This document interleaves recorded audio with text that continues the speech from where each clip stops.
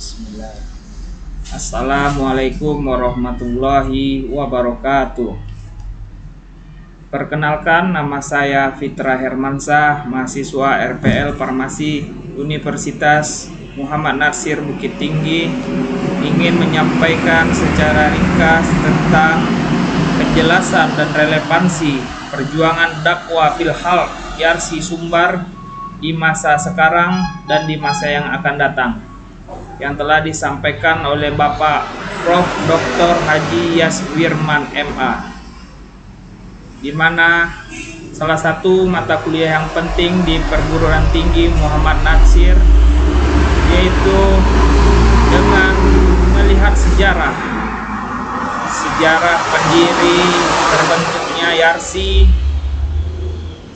di mana sejarah seumpamanya kaca spion kendaraan, kecil tapi penting, karena untuk melihat masa depan, yaitu kaca besar yang di depan, tetap kita melihat kaca spion untuk melihat ke belakang atau sejarah, untuk kita lihat kapan kita akan membelok ke kiri atau ke kanan, atau mendahului atau berhenti.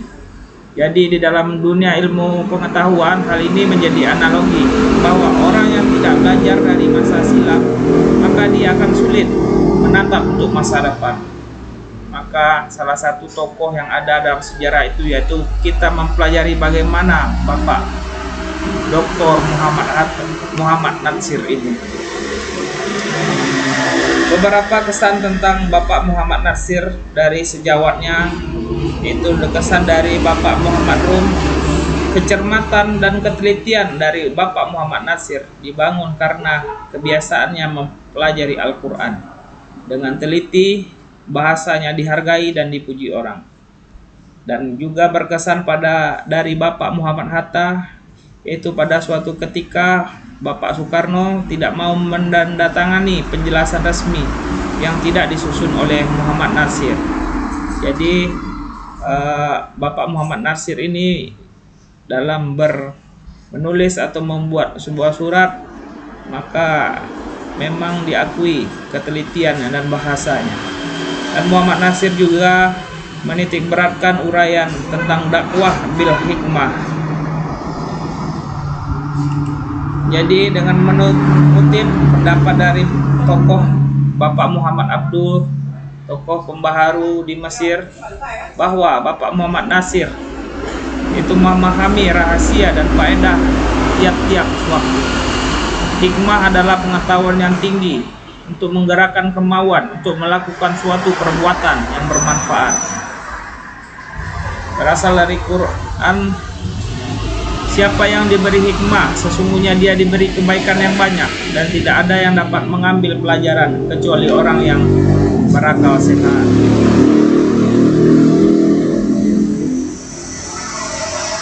Jadi setiap kita adalah dai yang menyampaikan dakwah atau berita yang benar sesuai dengan latar belakang ilmu pengetahuan, misal ilmu pengetahuan agama. Dan kalau di agama lain disebut dengan misi atau yang disampaikan oleh misionaris. Kalau di agama Islam menyampaikan dakwah itu seorang dai. Adapun kita yang sedang berdakwah, baik bisa di dunia politik, pendidikan, pada saat berdagang kita jujur, pada saat kita bertani, Nabi dan Rasul juga ada yang bertani dan beternak, dan di kantor. Jadi apapun profesi kita bisa berdakwah di dalam.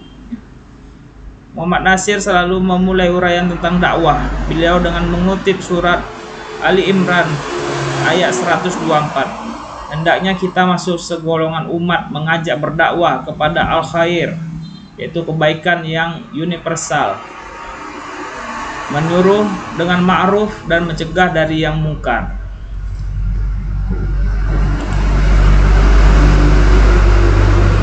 Berarti mengajak secara hikmah dan keteladanan bil hikmah, artinya yaitu tidak dengan paksaan. Dengan ma'ruf berarti cara yang biasa dilakukan agar saran-saran dakwah sadar untuk berbuat kebaikan. Dari mungkar, berarti tidak ada unsur dakwah itu menghalalkan secara oportunitis dan hipokrit. Jika melihat yang mungkar, ubah dengan kekuasaan.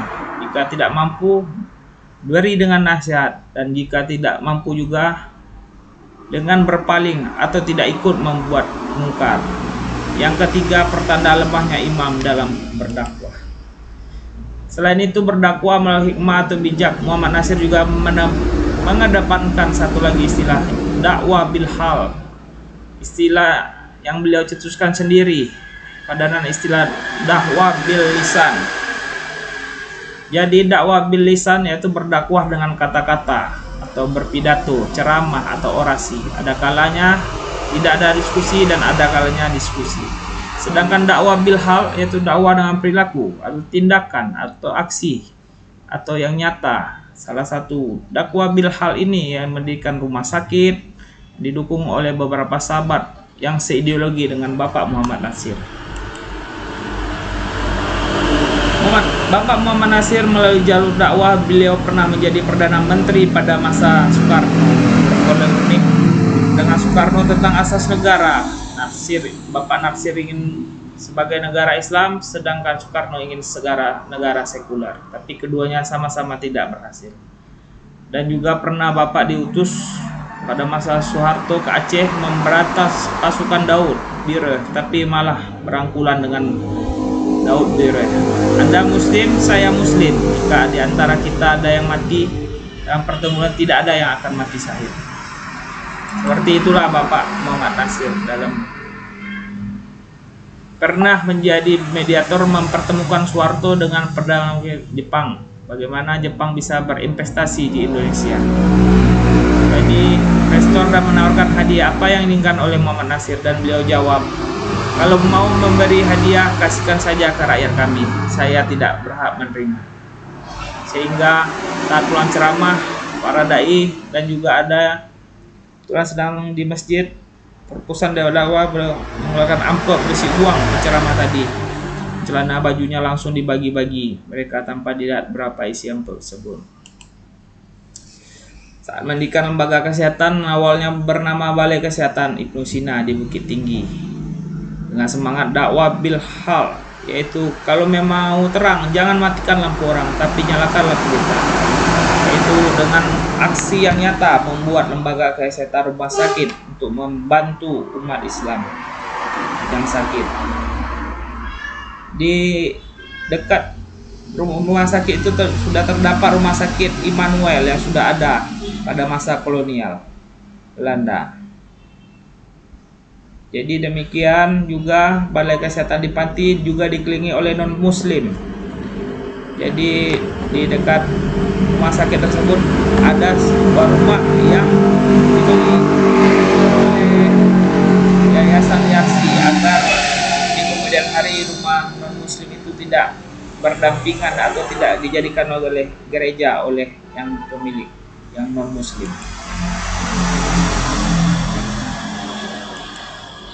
Setelah berdiri Rumah Sakit Ibnu Sina, menyusul pula di Padang Panjang, Payakumbuh, Pasaman, Panti. Dan juga pernah didirikan Balai Pengobatan di Mentawai tahun 2005. Penutupan di Mentawai karena Balai Kesehatan didirikan umat Kristen menerapkan pengobatan gratis, sedangkan kita tidak bisa karena Yarsi memiliki usaha bisnis. Selain itu juga mempunyai toko atau berbentuk PT Masitah di belakang Balok, yaitu tentang swalayan kebutuhan masyarakat lingkungan Sumatera Barat, Yarsi Sumatera Barat. Bapak Muhammad Nasir pernah menjadi Perdana Menteri. Beliau pernah meminta Menteri Pendidikan dan Kebudayaan untuk merumuskan bagaimana pendidikan agama diajarkan di sekolah umum. Jadi kedua menteri ini melahirkan peraturan tahun 1951. Saat sekarang pendidikan agama menjadi mata wajib di sekolah umum dan perguruan.